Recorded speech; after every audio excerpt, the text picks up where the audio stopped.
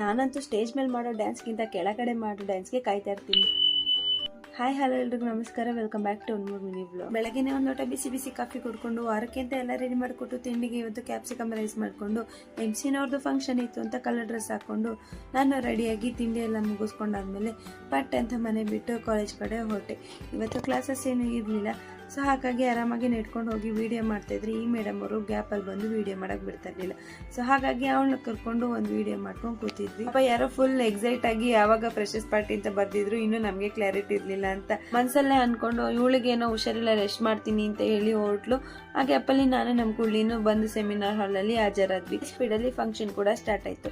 First ಯಾವುದೇ ಆದರೂ inauguration ಇಂದನೇ start ಆಗೋದು, ಭಾಷಣದಿಂದನೇ ಎಂಡ್ ಆಗೋದು. ಸೊ ಹಾಗಂತ ಭಾಷಣ ಎಲ್ಲ ಕೇಳಿಸ್ಕೊಂಡಾದ್ಮೇಲೆ ಅವ್ರ ಹಾನರಿಂಗ್ ಎಲ್ಲ ಮುಗಿಸಾದ್ಮೇಲೆ ಊಟ ಮುಗಿಸ್ಕೊಂಡು ಇನ್ನು ನೆಕ್ಸ್ಟ್ ಸ್ಟೇಜ್ ಇವೆಂಟ್ಸ್ ಎಲ್ಲ ಸ್ಟಾರ್ಟ್ ಆಯಿತು ಅಂತ ಹೊರಟ್ವಿ.